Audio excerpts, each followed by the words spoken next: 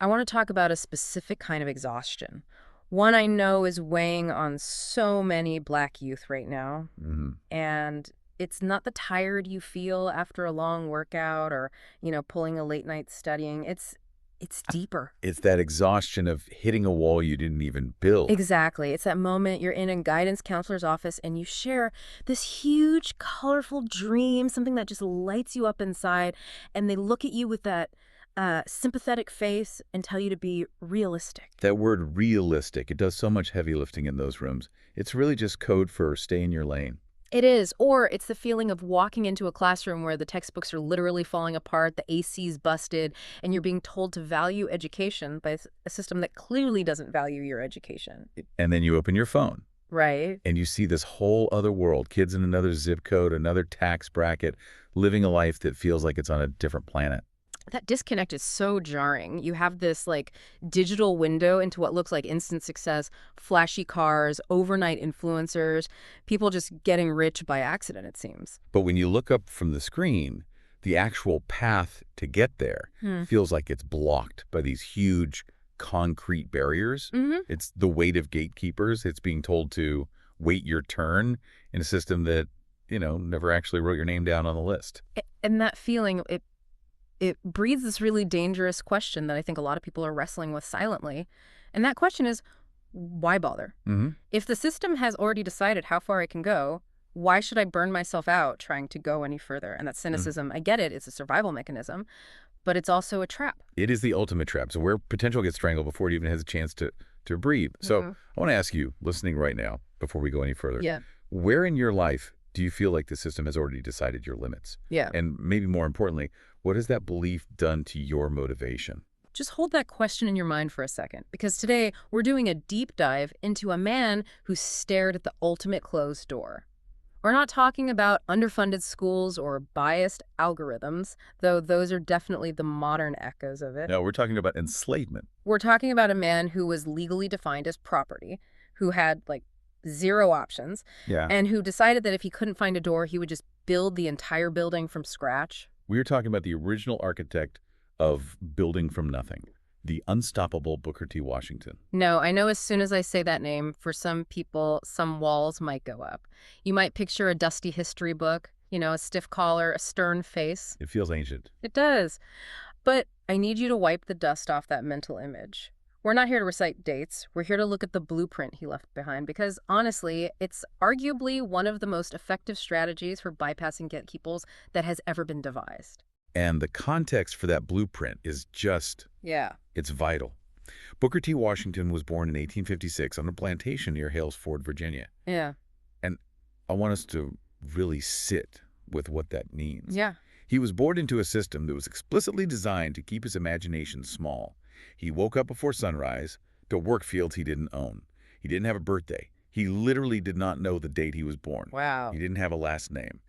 And legally, he did not have the right to read a book. That's the part that always stops me cold, the illegality of literacy. Right. It wasn't just discouraged, it was forbidden. Because reading is dangerous to a system of control. Exactly. If you can read, you can imagine a different life. Hmm. And even after emancipation, it's not like the red carpet was rolled out. His family moves to Malden, West Virginia, and the reality was just harsh. He wasn't in school. He was a child working in salt furnaces and coal mines. I was reading about those salt furnaces. It just sounds absolutely horrific. It was brutal, dark, dangerous. The air is thick with particulate matter. And you're a kid, just shoveling coal in the dark. But here's the thing that just blows my mind. What's that? In the middle of all that darkness, he became obsessed with letters. He was hunting for knowledge. He was trying to decode the world. Precisely. And that's the foundation of his resistance. He saw letters and books as these symbols of a power he couldn't access. He would study by the light of a fire or a candle after working a full shift in a mine.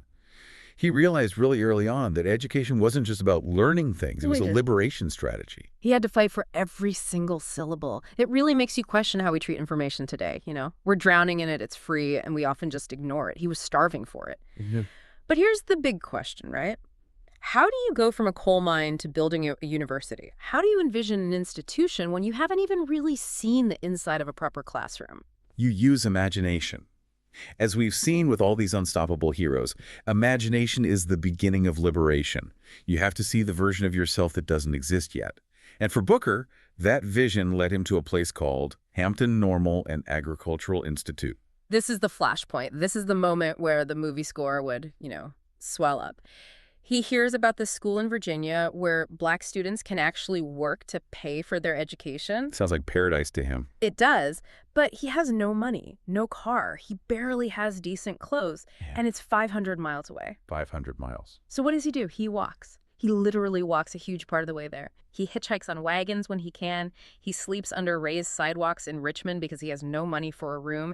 He's begging for rides. So by the time he gets to Hampton, he doesn't look like a scholar. He looks like a beggar. He is dirty, starving, totally exhausted. and this is where the test happens.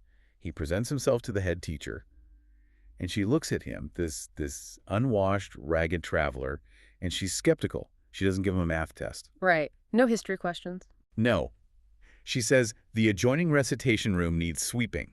Take the broom and sweep it. No, most people would be so insulted. I walked 500 miles. I survived the coal mines, and you want me to be a janitor.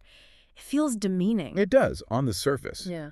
But Booker, he didn't see it as demeaning. He saw it as his only opportunity. His shot. And he didn't just sweep. He attacked that room. He swept it 3 times. 3 times. Then he got a dusting cloth, and he dusted everything 4 times. He moved the furniture. He cleaned the closets, cleaned all the corners. He was completely obsessive about it. He understood something profound in that moment. He knew he was being judged not on his credentials, because he didn't have any, but on his character. Mm-hmm. When he was done, the teacher walked in. She took out a white handkerchief, Mm-hmm. and she rubbed it on the wood, the table, the benches. The white handkerchief test. That is high stakes. Not a speck of dust. She just looked at him and said, I guess you will do to enter this institution. That gives me chills every time I hear it. Because that entrance exam, it wasn't about dust. It was about excellence. It was about being so undeniably good at the task in front of you that the gatekeeper has no choice but to let you in. It just raises such a powerful question for anyone listening right now. Where in your life do you need to prove to yourself, not to them, but to yourself, that you're willing to do the hard, unglamorous work to get to that next level? Right. Booker T. Washington didn't wait for the conditions to be perfect. He perfected the conditions he was given. And that mentality, it didn't stop with sweeping a room. This is where we get into the heavy lifting, literally. And we have to connect this to Marcus Garvey because these 2 giants are so often separated in the history books. They are. We often pit historical figures against each other, but the lineage of resistance is continuous. Marcus Garvey, the father of modern Pan-Africanism, was in London when he read Booker T. Washington's autobiography, Up from Slavery. Wait, hold on. Let's pause on that. Garvey, who was all about Africa for the Africans and this, bold self-reliance, he got his spark from reading about Booker T. Washington. He did. It was Washington's blueprint of self-reliance that ignited Garvey's imagination. He asked, and I'm quoting here, where is the black man's government? Where is his king and his kingdom? Where is his president, his country, his men of big affairs? Wow. I could not find them, and then I declared I will help to make them. That entire question was born from Washington's example. Okay, let's break that down using that head, heart, hands framework we've been using. So the head, the mindset of seeing value where other people see nothing. Washington believed that having skills, technical skills, made you harder to control. Correct. He mastered the linotype machine. Now, for our younger listeners, the linotype was like the code of its day, a super complex machine for casting lines of text in hot metal. It required precision, speed, literacy. And he learned it because he knew that if you have a skill that the world needs, you become sovereign. Yes. You shift from begging for a job to creating value. Intelligence rules the world, and ignorance carries the burden. That's a Garvey quote, but it feels like Washington lived it first. Exactly. And that moves us to the heart, the purpose. Yeah. Washington's purpose wasn't individual fame. It was about lifting the entire race. He famously said, cast down your bucket where you are. Right. And that phrase gets criticized sometimes. People say it sounds like he was telling people to settle for less. It can be interpreted that way, and many people at the time did criticize it. But in the context of heart, it meant, don't look for salvation from the outside. Look at the resources, the land, the people right around you. There's dignity in labor. He believed that tilling a field had just as much dignity as writing a poem if, and this is the key, if it was done with intelligence and with ownership. It's about owning the ground you stand on. Which brings us to the hands action. the builder. This is the part of the story that always, always blows my mind. When he founded Tuskegee Institute in Alabama, there was nothing. Just nothing. A rundown plantation, a little bit of money. And when the students arrived, they expected to sit in a classroom and learn. And instead, Washington handed them axes and shovels. Yep. They didn't just learn in the buildings, they built the buildings. They made the bricks. They made the bricks, they fired the kilns, they cut the timber, they grew the food that they ate. I mean, think about the psychological impact of that. Right. You're in the Deep South, surrounded by a system that says you are nothing. But every day, you wake up and you lay a brick that you made for a school that you own to learn a trade that you will profit from. That is the ultimate resistance. It's the National Negro Business League, which he founded in 1900. It's all about economic independence, which I know we have to address the elephant in the room, the Atlanta Compromise speech of 1895. People say he's too accommodating to segregation. And that is a valid historical debate. Yeah? He stood in front of a white audience and essentially said, in all things that are purely social, we can be as separate as the fingers, yet one is the hand, in all things essential to mutual progress. And many activists like W.E.B. Du Bois later on felt that he was trading civil rights for economic tolerance. He was. Right, and it feels like a heavy trade-off. It was. But if we're just looking at it impartially, through the lens of his strategy at that time, Washington was operating in a war zone. He saw economic power as the only shield that could eventually lead to political power. He was playing a very long, very dangerous game. He was building the engine while the car was still being shot at. Yes. He wasn't asking for permission to exist. He was building the bank account to fund the existence. So that brings us back to Garvey. If Garvey could look at Washington's story, even the controversial parts, and let it reshape his entire mission to build the UNIA, what does that mean for us? It asks the listener, what story or what example are you willing to let reshape yours? Are you waiting for a perfect path, or are you willing to make your own bricks? I love that, making your own bricks, because we aren't building schoolhouses in Alabama today, but we are building careers, we're building brands, communities. Precisely. The brick today might be code. It might be financial literacy. It might be content creation. But the principle is exactly the same. Self-reliance. So let's turn this into something real. We don't want you to just nod along and say, cool history. We want you to do something. So we've got an action challenge. We're calling it the Tuskegee Habit. It's a 7-day challenge. Okay, lay it out for us. Step 1. Step 1, pick one skill that strengthens your freedom. Don't pick 5, just one. It could be coding, it could be learning how the stock market works, graphic design, even public speaking. Okay, one skill. Step 2. Commit to just 15 to 20 minutes of focused work on that skill every single day this week. And when I say focused, I mean Tuskegee style. Right. No phone, no notifications, no distractions. You are sweeping the room. You are mastering the linotype. Just 20 minutes. Anyone can find 20 minutes. Stop scrolling and start building. And what's step 3?